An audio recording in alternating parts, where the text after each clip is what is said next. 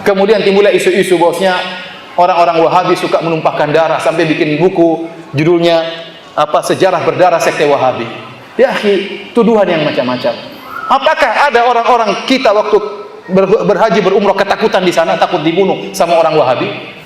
Enggak ada, justru aman kalau di sana.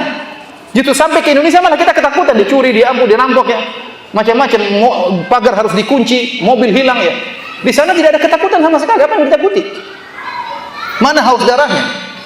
Apakah Arab Saudi tidak membantu negara-negara Islam yang lain? Sangat membantu. Tidak memandang itu mazhabnya apa, dibantu semuanya. Indonesia dibantu berulang-ulang. Aceh dibantu berulang-ulang.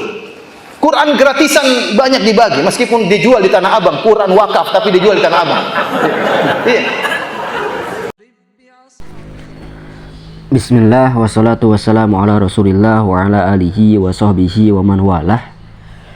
Insyaallah di sini saya ingin menanggapi apa yang diutarakan atau yang dijelaskan Ustadz Piranda yang memberikan tanggapan terhadap buku Sejarah Berdarah Sekte Salafi Wahabi karangan Syekh Idrom. Ustadz Piranda memberikan tanggapan yang tidak sinkron, tidak sesuai dengan apa yang dijelaskan oleh Syekh Idrom di dalam buku Sejarah Berdarah Sekte Wahabi. Itu jelas, rujukannya jelas ya. Kemudian apa yang dilakukan atau pertumpahan darah yang dilakukan oleh Muhammad bin Abdul Wahhab itu ketika beliau hidup, bukan waktu sekarang. Kenapa mengklarifikasi kejadian yang sudah lama dengan sesuatu yang sekarang ya. Bahwa Arab Saudi sekarang membantu kaum muslimin, Arab Saudi memberikan dana dan sebagainya. Itu tidak sinkron. Sedangkan pertumpahan darah yang dilakukan oleh sekte Salafi Wahabi di zaman berdirinya Salafi Wahabi oleh Syekh Muhammad bin Abdul Wahhab, peperangan yang dilakukan kepada kaum muslimin itu zaman dulu. Jadi tidak cocok lah, tidak sinkron dengan apa yang diungkapkan oleh Syekh Idrom. Ketika sebagian kecil kaum muslimin menyatakan dukungan dan pujian kepada dakwah Syekh Muhammad bin Abdul Wahhab sebagai dakwah yang penuh dengan berbagai kebaikan, keberkahan, tidak ada pengkafiran. Ini hanya blunder saja dari ustaz-ustaz sunnah. Justru sebagian besar kaum muslimin lainnya, sebagian besar sangat keberatan dengan cara dakwah Muhammad ibn Abdul Wahhab yang cenderung mudah menyalahkan umat Islam yang tidak sejalan dengan pemikirannya.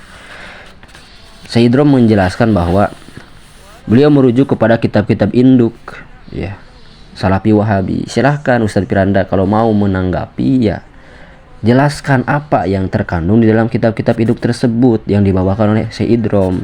Di antaranya Tarikh Najid, dikenal juga dengan sebutan Tarikh Ibnu Ghannam karya Husain Ibnu Ghannam, murid pendiri Wahabi. Ya, silahkan dicek. Di situ kan dijelaskan bagaimana peperangan, pertumpahan darah yang dilakukan oleh Muhammad bin Abdul Wahhab dan keturunannya melawan kaum muslimin yang dikafirkan oleh mereka. Coba dijelaskan, apakah itu jihad menurut Islam atau itu pembantaian? Tinggal dijelaskan, diklarifikasi, bukan dengan apa yang dilakukan Arab Saudi sekarang. Kemudian kitab juga Unwan al-Majid fi Tarikh Najd ya, karya Utsman ibnu Bishr, pengikut setia Ibnu Saud, hidup sejaman dengan Ibnu Abdul Wahhab, pendiri Wahabi. Kemudian Min Akhbaril Al-Hijaz wa Najid fit Tarikh Al-Jabarti, di antara kabar berita tentang Hijaz dan Najd dalam buku Sejarah Al-Jabarti. Ya, karya siapa? Muhammad Abdi Golib, penulis kontemporer berpaham Wahabi. Jadi beliau jelas, Syekh Idrom membawakan ya kutipan-kutipan apa yang dilakukan oleh Muhammad bin Abdul Wahhab yang memerangi kaum muslimin yang dikafirkan oleh mereka. Bagi umat Islam, mayoritas umat Islam pada waktu itu merupakan pertumpahan darah, kebengisan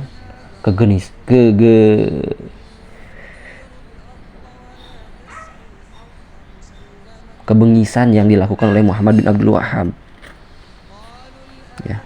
Jangan mengalihkan isu, jangan membuat framing dengan sesuatu yang ada sekarang dan menutupi ya fakta-fakta yang dilakukan oleh Muhammad bin Abdul Wahhab pada waktu lampau.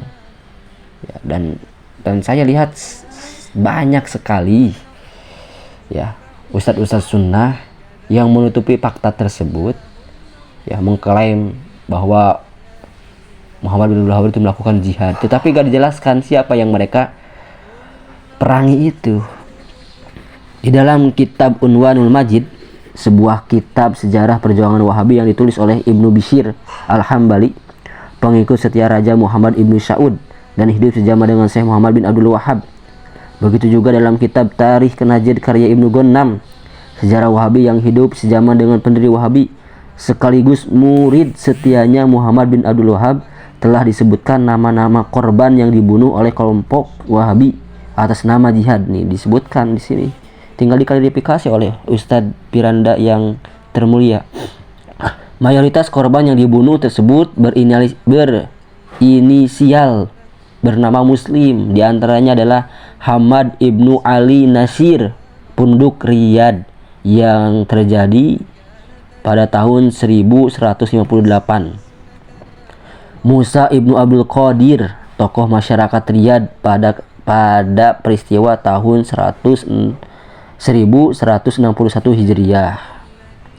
Muhammad Ibnu Ghannam, Muhammad Ibnu Hamad Dawud, penduduk Huraimila. Jadi di dalam kitab Ibnu Ghannam dan Ibnu Hamad ada korban juga yang bernama Dawud, penduduk Huraimila. Huraimila tahu lah, Huraimila. Kejadian pada tahun 1161 Hijriah. Muhammad Ibnu Salamah, penduduk Sarmada, pada tahun 1161 Hijriah. Abdullah Ibnu Subaid, penduduk Riyadh, pada kejadian tahun 1162 Hijriah. Abdullah Ibnu Sulaiman dan Sulaiman Ibnu Jabir, penduduk Dir'iyah, pada tahun 1163 Hijriah. Ali Ibnu Jamil, pemimpin negeri Wasisiyah, pada kejadian tahun 1163 Hijriah. Para ulama Dorma, yaitu Umar Al-Faqih, ulama tinggal di Dorma asal Tamim, Rashid Al-Azhari dan Ibnu Isa, penduduk Dorma, pada tahun 1164 Hijriah. Dan masih banyak di sini nama-nama yang dicatut oleh pengikut Salafi Wahabi, korban-korban tersebut. Coba diklarifikasi ya. Jangan mengalihkan isu atau menutupi fakta ya. Dan di dalam buku tersebut juga ya, dijelaskan ya penduduk-penduduk yang dibunuh oleh Salafi Wahabi. Ana ulang lagi, diantaranya penduduk Huraimilah yang dikafirkan oleh Salafi Wahabi, korbannya umat muslim. Kemudian penduduk Riyadh, bagaimana penyerangan Muhammad bin Abdul Wahhab dan gengnya memerangi Riyadh, mereka juga umat muslim.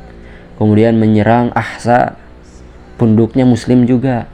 Kemudian menyerang Najd juga, yang mayoritas itu Hanabilah, tapi diserang oleh Muhammad bin Abdul Wahhab, bahkan dikafirkan. Kenapa? Walaupun mengharamkan tawasul pada waktu itu, tetapi mereka tidak mengkafirkan orang-orang yang bertawasul, sehingga dikafirkan oleh Muhammad bin Abdul Wahhab. Kemudian penduduk Mekah, Madinah, mereka juga umat Islam ya. Bagaimana menyerang Bani Alawiyin. Bani Alawiyin itu umat muslim semua. Kemudian penyerangan ke Yaman walaupun tidak jadi ya, penyerangan terhadap tentara yang diutus oleh Turki Utsmani, mereka juga umat muslim. Itu yang dimaksudkan pertumpahan darah yang dilakukan oleh Salafi Wahabi pada waktu lampau dengan atas nama jihad, tetapi korbannya kaum muslimin semua. Itu yang mestinya ditanggapi. Apakah perbuatan itu jihad menurut ustaz-ustaz sunnah dan meyakini bahwa semuanya itu musyrik semua, ya, jangan memberikan tanggapan dengan apa yang terjadi Arab Saudi hari ini, karena kita tahu, ya, kenapa mereka tidak lagi jihad, karena ada politik di sana, ya. Karena sudah buruknya citra Wahabi pada waktu itu, ya. Sehingga oleh orang-orang Inggris disarankan untuk tidak melakukan ekspansi jihad lagi melawan kaum muslimin yang dianggap kafir oleh Salafi Wahabi. Dan ini fakta sejarah, bukan opini Salafi Wahabi yang begitu membanggakan dakwah Syekh Muhammad bin Abdul Wahhab, tokoh Khawarij yang sangat kejam pada era ini. Nauzubillahi min dzalik.